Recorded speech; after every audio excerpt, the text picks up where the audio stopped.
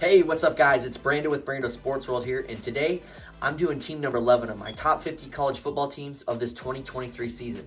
Today's team is the Tennessee Volunteers out of the SEC Conference. Their head coach is Josh Heupel, and he's been there for 5 years already. It's crazy to say, but he has.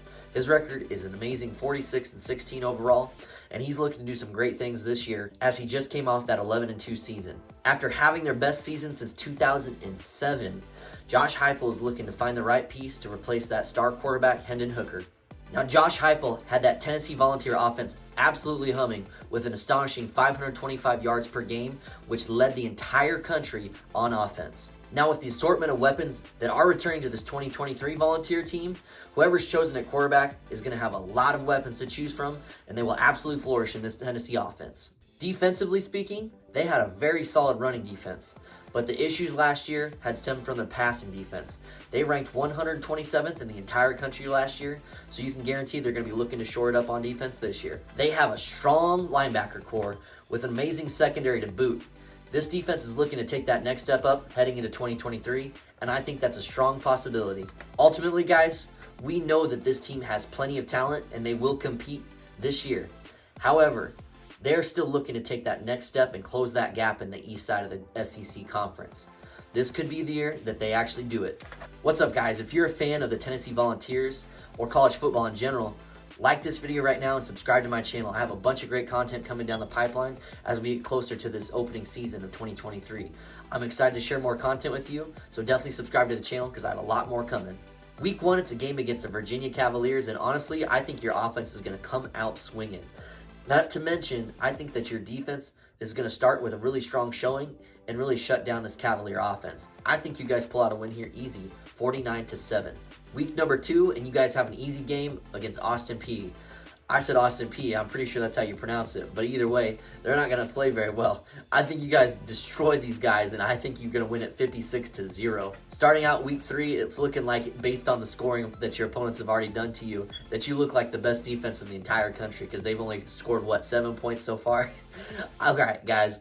So week number 3, it's a game at Florida. You finally have your first real challenge. I think the Florida Gators are going to do really well this year, and they have a strong opportunity to do a great showing right from the get-go.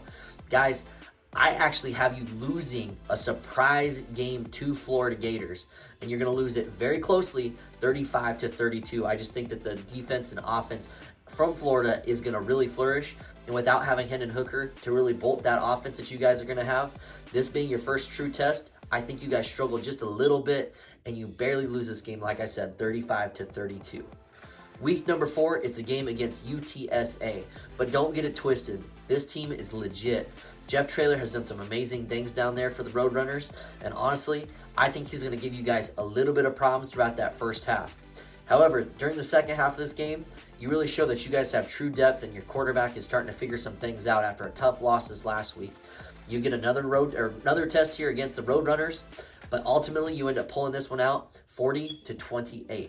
Week number 5, and it's a game against the South Carolina Gamecocks. A lot of people are pretty high on the South Carolina Gamecocks, but to be honest with you, I'm not completely sold on them just yet.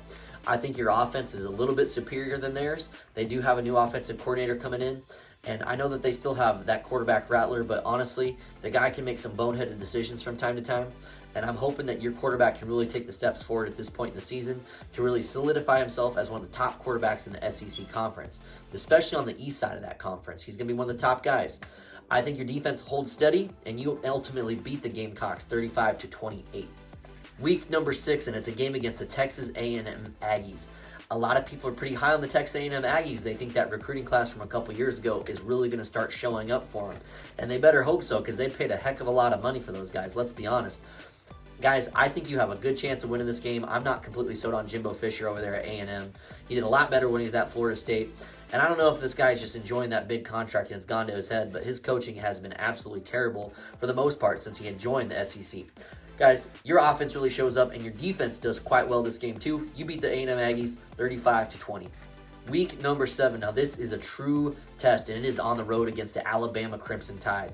That's right, the nemesis of the SEC Conference. When you play the Alabama Crimson Tide, you think of championship after championship after championship. That used to be you guys back in the day. Now, you have a good opportunity with Josh Heupel to really get this offense humming, just like last season.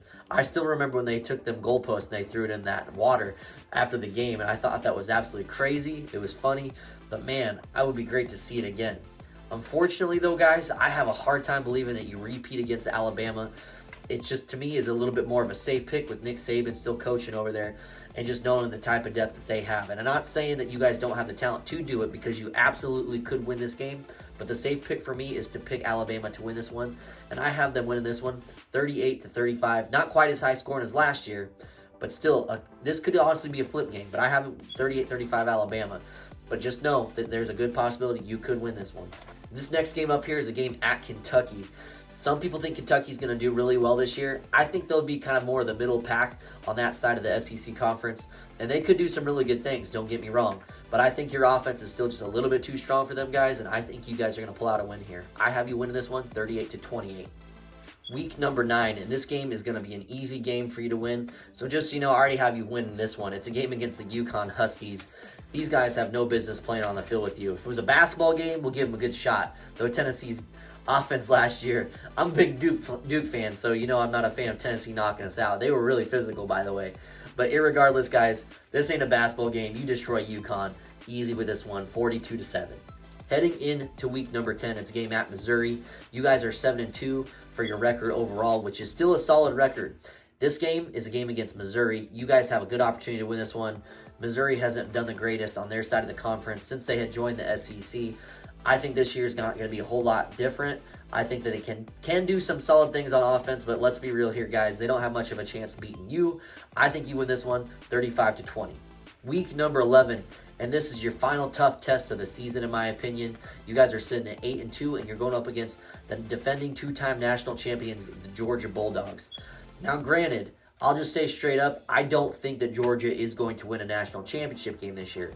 But don't discredit, just because they have a new quarterback doesn't mean that they have a new quarterback that they're going to be an easy team by any means. They will not. They have strong depth, and it's just incredible how good that defense is swarming to the ball. They're a fun team to watch, but you guys are just as equally exciting to watch, especially on the offense. Now, if you guys can do better on the defensive side of the ball as far as pass defense, I know you did really good with the rush defense this last season, but we need to see a big step up in the pass defense if you want to go up against a team like Georgia, because they're so dynamic, well-balanced. You need to make sure that your defense is well-balanced enough to go up against a type of offense like that. Guys, with that being said, I have to pick Georgia to win this one because I'm just not sure. At least the beginning part of this season. I mean, later on this season, if I was making this prediction, that could change. So it could definitely change. I have Georgia just winning this one barely in a game, 38-35, just because that's the safest pick right now based on what I had seen this last year. And also without having quarterback Hendon Hooker, just being that dynamic playmaker that he is, I can't say for sure how good this new quarterback's going to do without seeing him in a game myself. All right, week number 12, and you guys are 8-3 on the season so far. All right, this game is going to be one of the easier games to win. It's a game against Vanderbilt. Vanderbilt had a first showing up in week 0 against Hawaii. They won by, 7 points? I think it was like 35-28.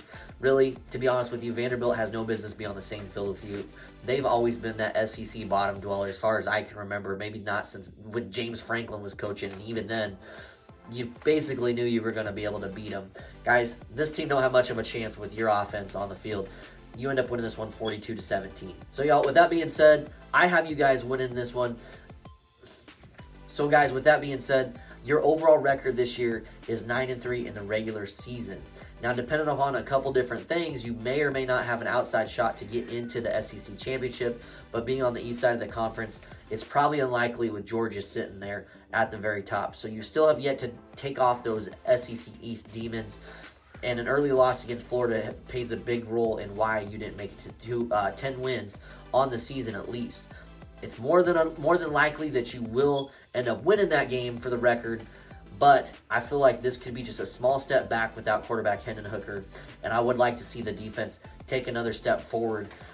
Being in the SEC East, you're going to have to get that strong defense built up, especially in the pass side of it. Guys, anyways, 9-3 overall record for the regular season. Could be a 10-3 season with a nice bowl win. A 10-3 season is nothing short of good, but I know that the Tennessee Volunteer fan base and the coaches and all the boosters and everyone, they're going to want to get to a championship game sooner rather than later. So, guys, Thank you so very much for watching my video. Like the video, subscribe to my channel, and I really appreciate you guys. As always, I'll see you on the next video.